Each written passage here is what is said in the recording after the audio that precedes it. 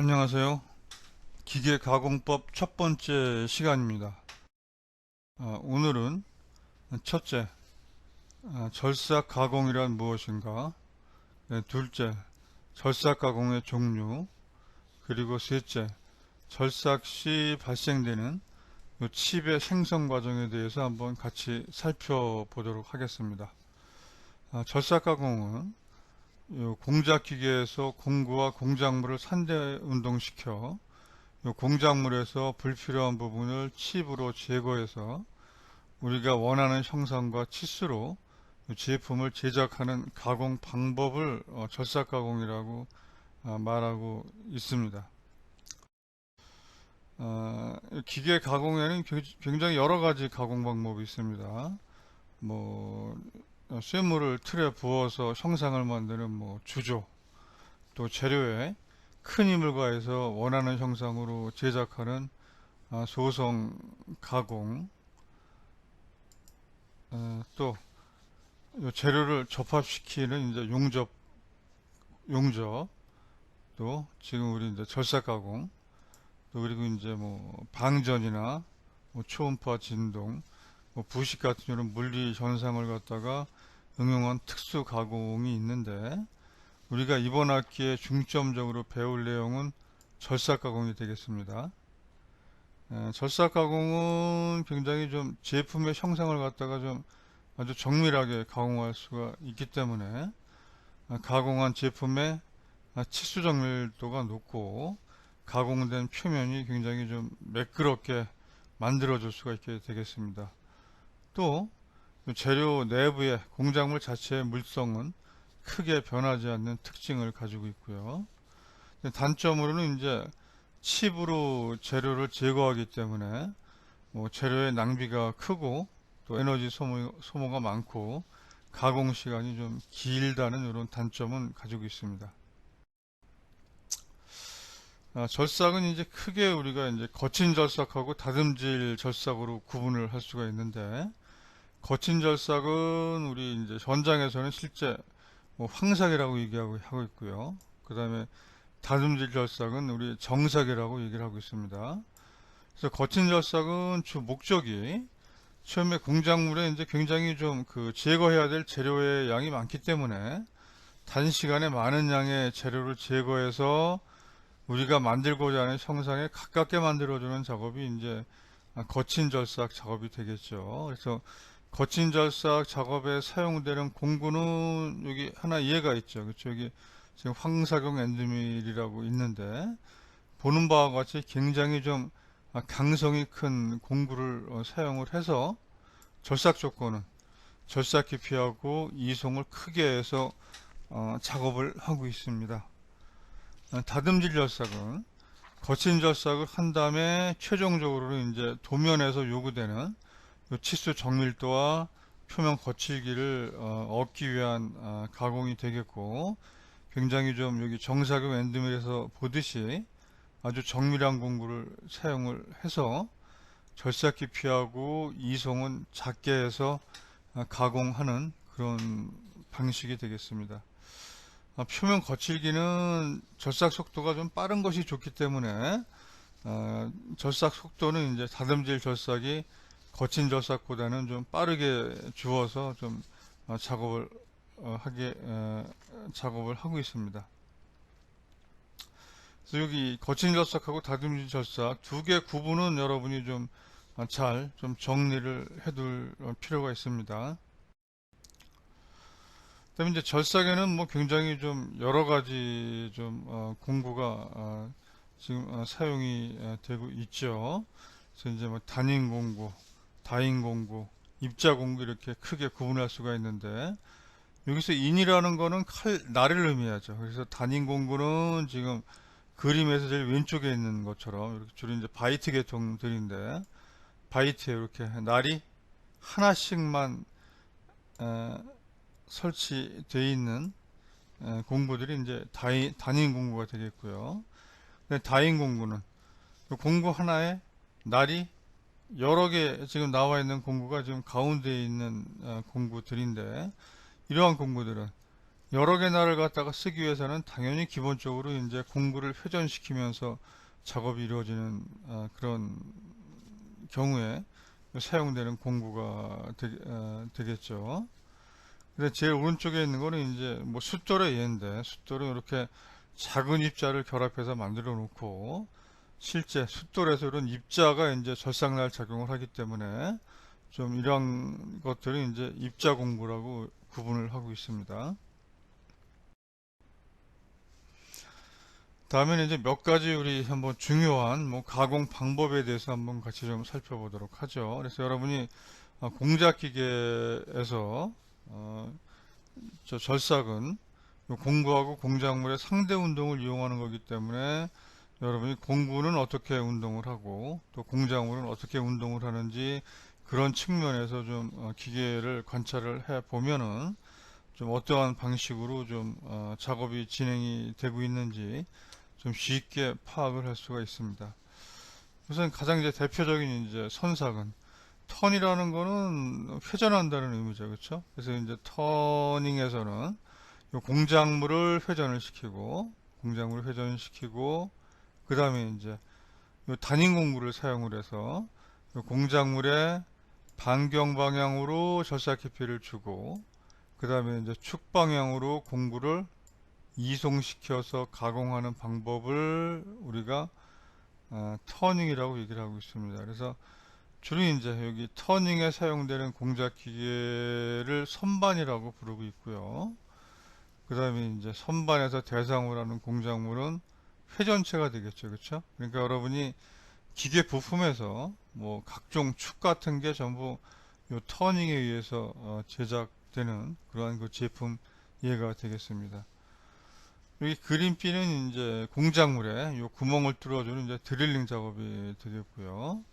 그 다음에 이제 그림 C하고 D는 요 회전하는 공구를 회전시키고 그 다음에 이제 공작물이나 또는 뭐 공구에 이송을 줘서 이제 가공하는 요 밀링 가공 방식이 되겠습니다. 이 밀링은 크게 이렇게 원통면에 있는 이제 날을 이용해서 가공하는 방법. 좀 이 방법을 이제 웨저 밀링이라고 하고 있고요. 그 다음에 이제 요 그 주로 가공되는 면이 회전축의 수직인 면을 대상으로 한 가공을 보고 이제 우리가 정면 밀링이라고 얘기를 하고 있습니다. 그래서 뭐 두 가지 방식 다 널리 사용되고 있는 그런 가공 방법이 되겠죠. 자, 그 다음에 이제 여기 지금 이제 쉐이핑이나 플레이닝은 앞에 있는 가공 방법은 좀 약간 좀 차이가 있죠. 그렇죠? 두 개 그림은 지금 이제 두 개 똑같아 보이지만 요 쉐이핑에서는 절삭할 때 요 공구를 이송시켜서 직선 운동을 시켜서 절삭이 진행이 되고 그 다음에 이제 공구가 다시 원래 위치로 복귀하는 과정에 이 공작물을 이송시켜주는 작업을 하게 되겠고요. 이 피드가 이송입니다. 피드가. 그 다음에 이제 플레이닝에서는 요 그 직선 운동은 이제 요 공작물을 직선 운동시키고 반대로 이송은 요 공구를 이송시켜서 가공하는 방식이 이제 플레이닝 가공 방식이 되겠습니다. 그 다음에 이제 여기 그 브로칭 가공 방식은 뭐 상당히 이제 긴 공구에 뭐 여러 개의 그 날을 만들어 놓고 그냥 공구를 갖다가 이렇게 직선 운동 시키면서 요, 요 공구에 있는 여러 개의 날로 좀 순차적으로 이제 공작물을 깎아 내려가는 가공을 보고 이제 우리가 브로칭이라고 하고 있고요. 그 다음에 이제 소잉은 이제 일정한 요 톱날 형태의 공구를 가지고 주로 요 재료를 갖다가 요 절단하는 이런 가공 방식을 우리가 요 소잉으로 구분을 하고 있습니다.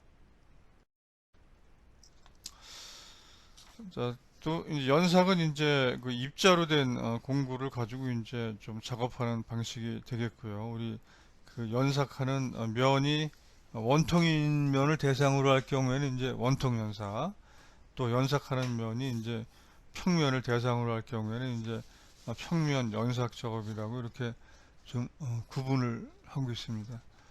평면 연삭인 경우에도 뭐 숫돌의 원통면을 이용하는 경우가 있고, 또 여기 숫돌의 요 정면을 이용해서 연삭 작업하는, 크게 이렇게 또 두 가지로 또 구분을 할 수가 있게 되겠죠.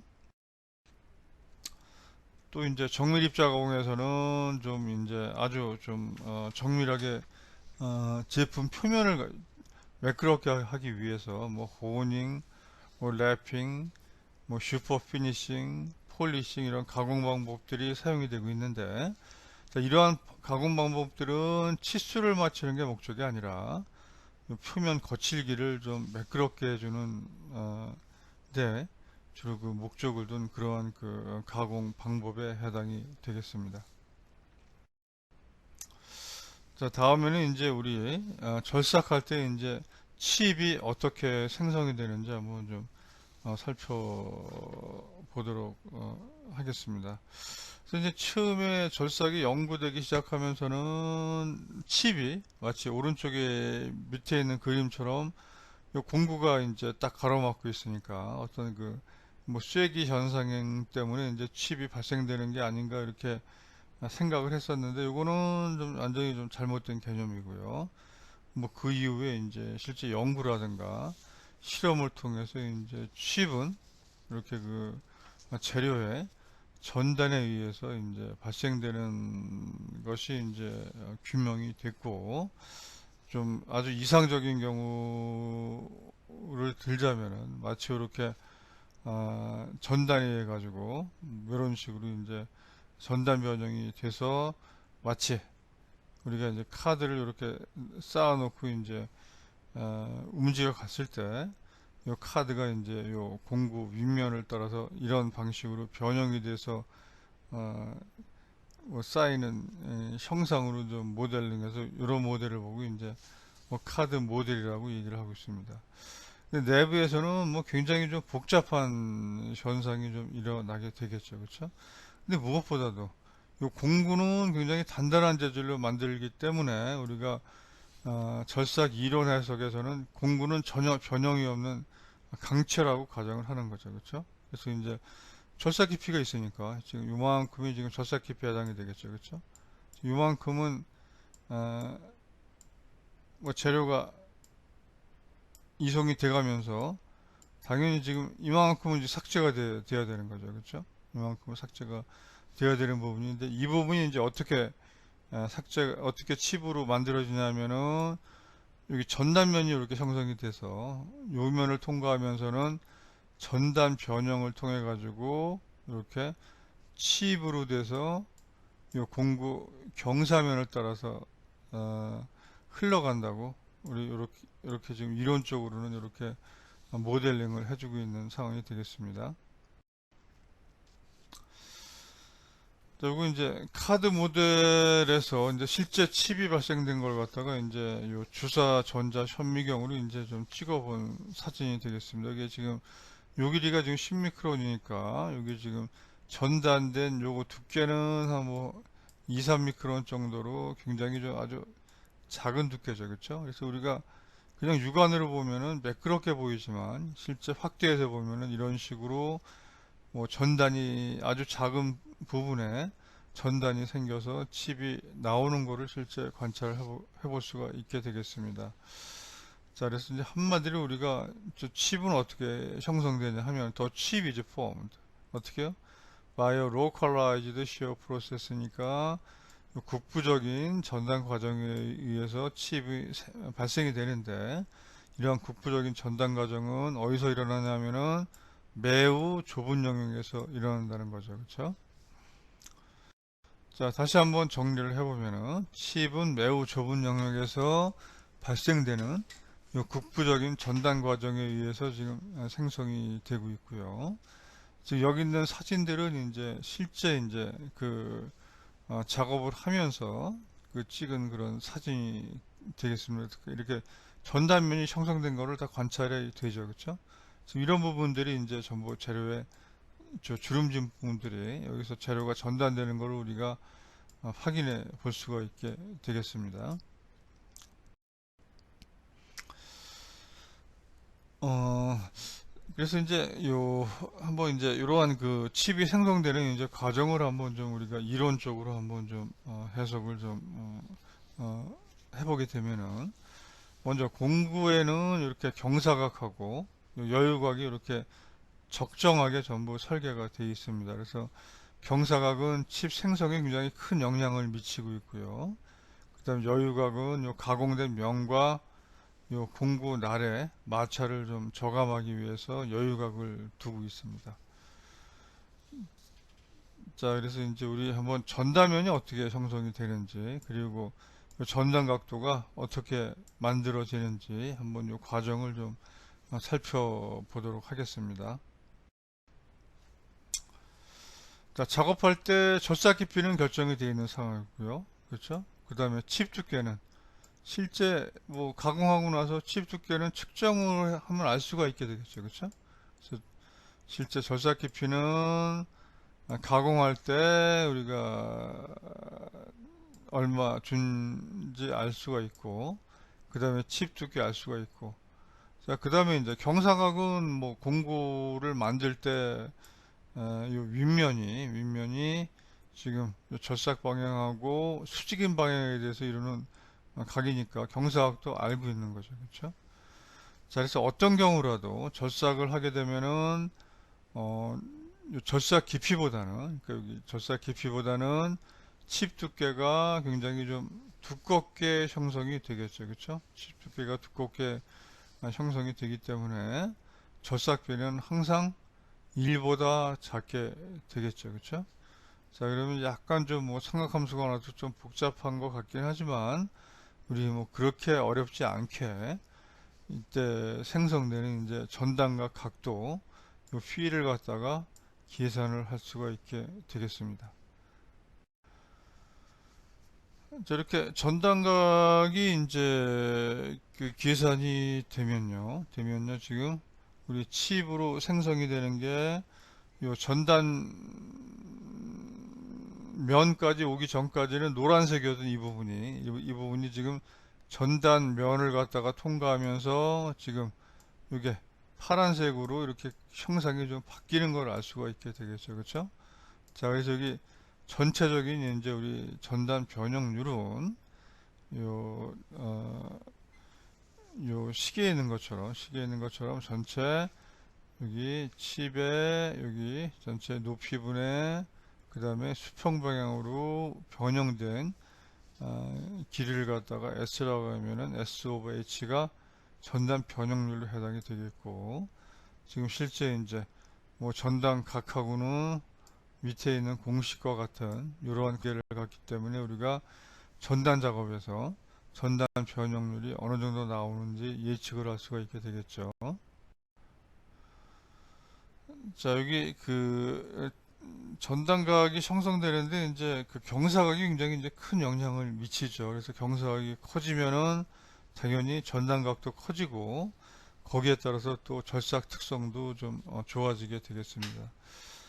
요 오른쪽에 있는 그림은 이제 전단각이 좀 경사각이 큰 경우하고 경사각이 작은 경우에 좀 칩의 발생 특성을 갖다가 보여주고 있는데, 뭐 좌측에 있는 게 우측보다는 당연히 좀 칩이 좀 그 절삭 특성이 좀 좋은 거를 우리가 육안으로도 관찰할 수가 있게 되겠죠. 전반적으로 이제 전단각을 증가시키는 요인은 공구의 경사각을 증가시키거나, 또 절삭 조건에서는 절삭 깊이를 감소하고 또 절삭 속도를 증가하는 경우, 또 이제 적당한 이제 절삭제를 사용해 하게 되면은 전단각을 증가시킬 수가 있게 되겠습니다. 자, 이건 이제 마지막 그림인데요. 또 이제 절삭 조건에 따라서 이제 발생되는 이제 절삭 조건이라는 거는 이제 구체적으로 이제 절삭 속도하고 좀 이송을 의미를 하게 되겠죠. 그래서 똑같은 조건에서 지금 절삭 속도가 빠르게 되면은 뭐 칩이 좀 끊어지지 않고 좀 연속적으로 좀 배출되는 거 확인이 되고요. 또 이송이 작은 경우, 작은 경우에 칩이 끊어지지 않고 연속적으로 배출이 되는 것을 알 수가 있게 되겠죠. 자, 그래서 오늘 강의는 이걸로 마치도록 하겠습니다. 예, 수고하셨습니다.